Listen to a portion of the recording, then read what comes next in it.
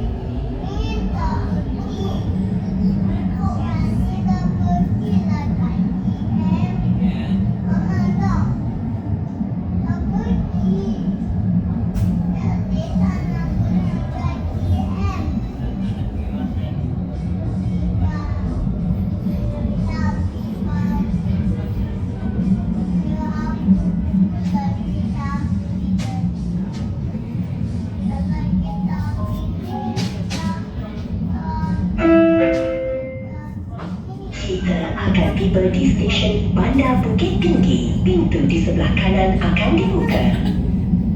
We will arrive at Bandar Bukit Tinggi Station. Doors on the right will open. JM pun jalan dia daripada macam rumah kita begini. JM trend dia lebih kurang.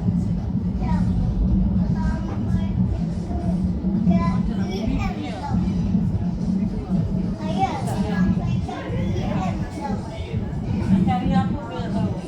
Kalau ni pergi JM makan je kak. Nak beli apa? Kita bukan kat bukan. Minta tahu deh. Dia makan. Situ ada kedai makan.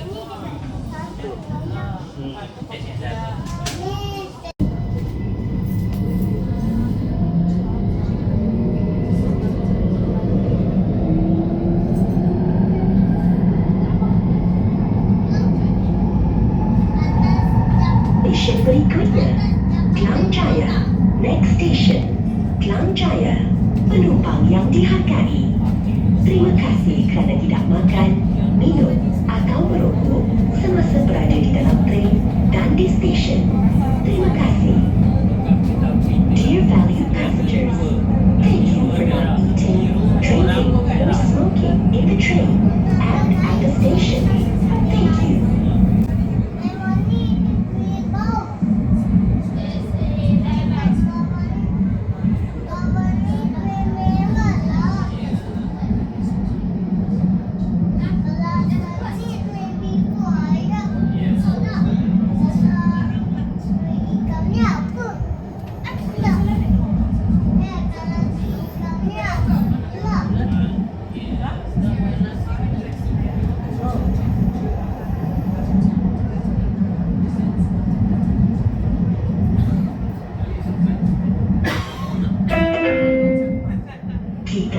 tiba di stesen Klang Jaya, pintu di sebelah kanan akan dibuka. We will arrive at Klang Jaya Station. Doors on the right will open.